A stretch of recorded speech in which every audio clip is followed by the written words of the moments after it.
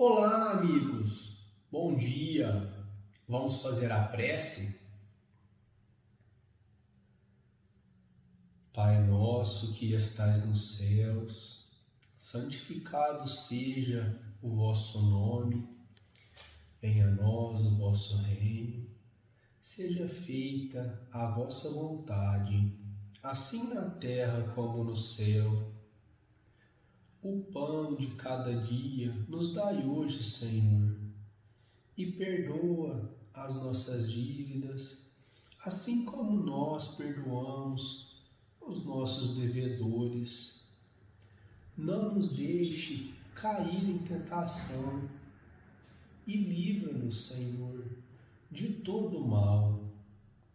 Senhor Jesus, nosso mestre, nosso amigo, muito obrigado por mais essa oportunidade de estarmos aqui reunidos de maneira virtual para realizar o nosso estudo da manhã de hoje da nossa Escola de Moral Cristã do Centro Espírita Meimei. Esteja conosco neste momento, Senhor, nos auxiliando a compreender bem as lições que nós vamos estudar, nos auxiliando a fixar bem essas lições no nosso coração, para que no dia a dia, no momento de colocá-las em prática, nós possamos conseguir fazer as melhores escolhas. Pedimos também que ampare e abençoe a cada lar ligado ao Centro Espírita Meimei, cada amigo, cada companheiro que está sintonizado conosco nesse momento, que eles possam receber o amparo, a proteção para mais uma semana. Também pedimos pela nossa cidade de Franca, por todos aqueles que estão nas filas, nos hospitais, passando por momentos difíceis, de provas, de dar o testemunho. Temos certeza que ninguém está desamparado, mas nesse momento gostaríamos de lembrar de todos aqueles que passam por essas situações difíceis, que os amigos espirituais, que os anjos da guarda estejam ao lado de cada um, dando forças, coragem para passar por esses momentos. Também pedimos pelas famílias, que os amigos espirituais possam inspirar a compreensão, a calma e o entendimento. E assim, Senhor, nós agradecemos por mais essa manhã e iniciamos o nosso estudo do dia de hoje. Muito obrigado, que assim seja. Então, hoje nós vamos ler do Evangelho segundo o Espiritismo, no capítulo 4, ninguém poderá ver o reino de Deus se não nascer de novo. A reencarnação fortalece os laços de família, ao passo que a unicidade da existência os rompe. É o item número 18. Os laços de família não sofrem destruição alguma com a reencarnação, como pensam certas pessoas. Ao contrário, tornam-se mais fortalecidos e apertados. O princípio oposto, sim, os destrói. No espaço, os espíritos formam grupos ou famílias entrelaçados pela afeição, pela simpatia e pela semelhança das inclinações.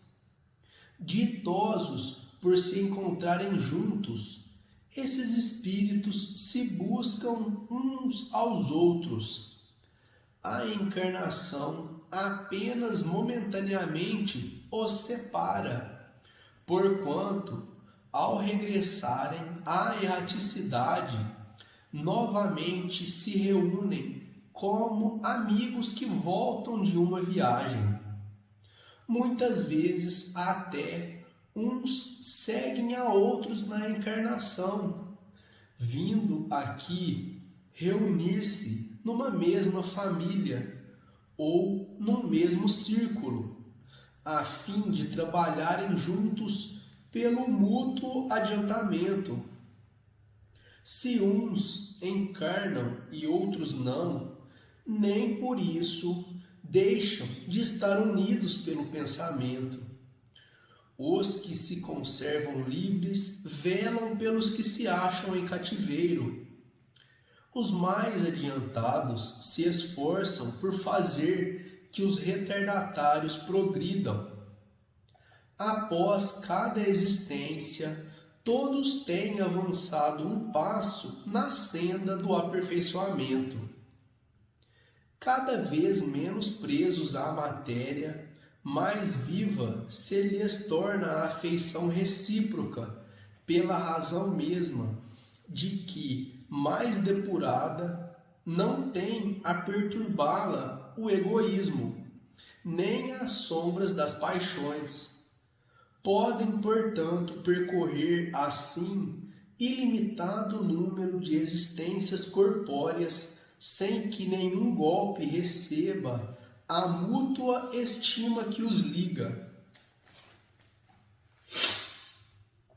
Então nós escolhemos esse trecho do Evangelho que fala a respeito dos laços de família, das afeições da vida espiritual. Porque hoje o capítulo do livro Nosso Lar que vamos estudar é exatamente sobre esse assunto. André Luiz, ele foi convidado para um culto no lar, na casa de Lísias, Dona Laura e as irmãs Yolanda e Judite. Ele começa descrevendo o capítulo que, para nós espíritas, talvez aquilo não tivesse nenhuma novidade, mas para ele sim, era um tanto quanto curioso. Ele estava ansioso para ver o que iria acontecer. Então, ele chegou na casa de Lísias, já era a noite um pouco mais avançada, e ali estava um ambiente muito agradável. Tinham alguns amigos da família, né? Ele diz que tinha um pouco mais de 30 pessoas. Eram cadeiras confortáveis que estavam organizadas de 12 em 12. Então, a gente pensa que provavelmente teria 36 lugares, né? 3 fileiras de 12. E à frente tinha um pequeno estrado, né? Uma pequena elevação onde estava a família. O ministro Clarencio estava presente. E ali, naquela noite, ele seria o diretor daquele culto no lar. E um pouco mais na lateral, tinha uma grande redoma de vidro, um material cristalino.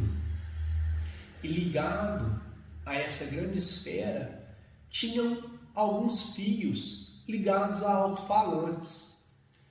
E André Luiz, então, chegou, se sentou, observou todo aquele ambiente, né? Ficou curioso, e ele perguntou ali para um amigo, né? Como queria funcionar aquela reunião, porque nunca tinha participado de alguma coisa desse tipo.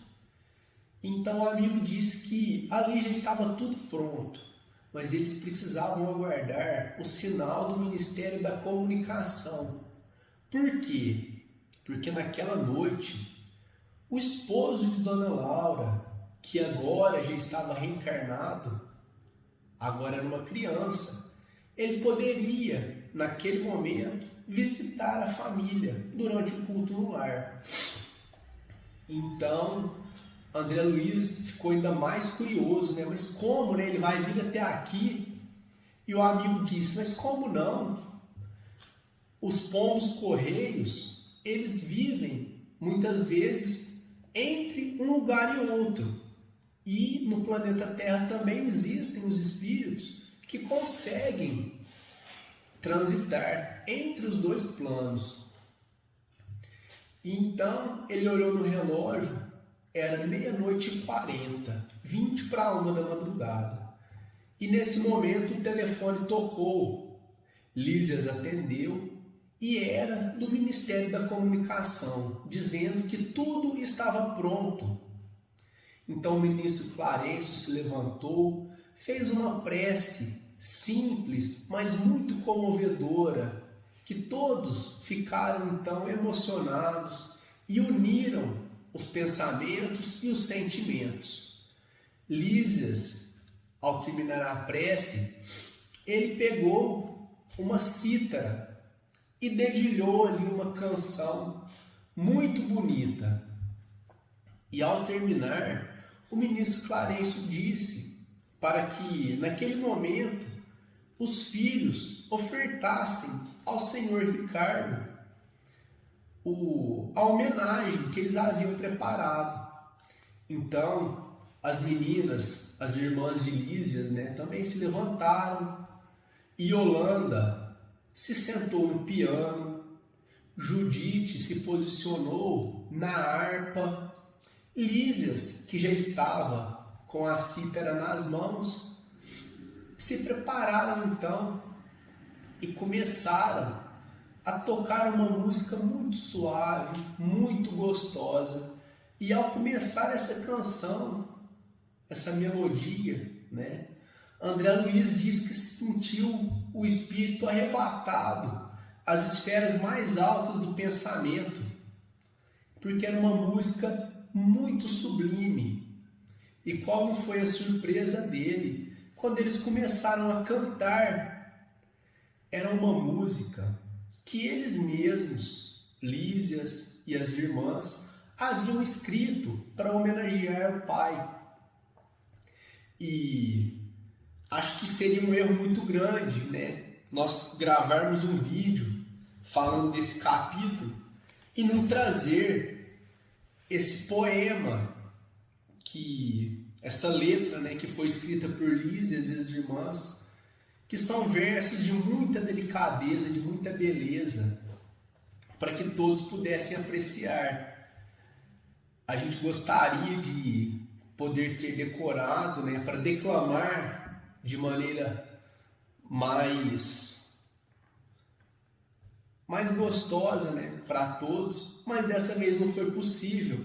Mas a gente vai fazer a leitura, porque são versos realmente muito bonitos, que diziam assim: Pai querido, enquanto a noite traz a bênção do repouso, recebe, Pai carinhoso, nosso afeto e devoção. Enquanto as estrelas cantam, na luz que as empalidece, vem unir à nossa prece a voz do teu coração. Não te perturbes na estrada de sombras do esquecimento, não te doa o sofrimento, jamais te firas no mal. Não temas a dor terrestre, recorda a nossa aliança, conserva a flor da esperança para a ventura imortal. Enquanto dormes no mundo, nossas almas acordadas relembram as alvoradas desta vida superior. Aguarda o porvir risonho, espera por nós que um dia volveremos à alegria do jardim do teu amor. Venha a nós, Pai generoso, Volta à paz do nosso ninho, torna as luzes do caminho, ainda que seja a sonhar. Esquece um minuto a terra, vem sorver a água pura, de consolo e de ternura, das fontes de nosso lar. Nossa casa não te ouvida, o sacrifício, a bondade, a sublime claridade de tuas lições no bem.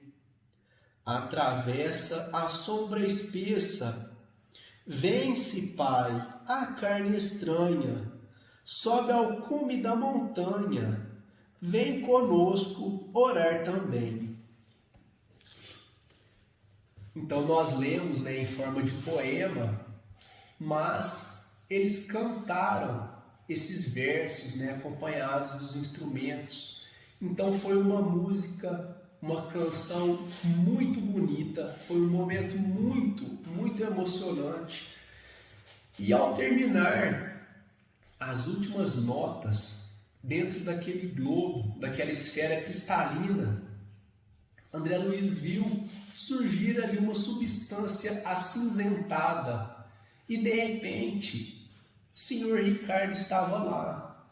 Um fato curioso é que naquele momento da encarnação ele era uma criança, mas ali ele se manifestou como um homem já adulto.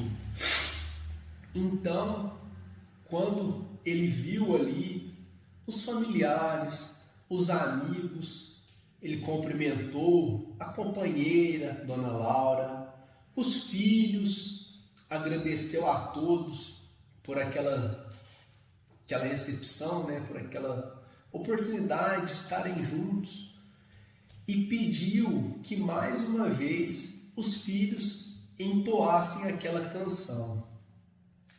E então, ao terminar, ele disse como ele era feliz por ter ali reunidos a família, os amigos, todos buscando o caminho do bem, buscando a vida mais acertada, rumo às esferas superiores.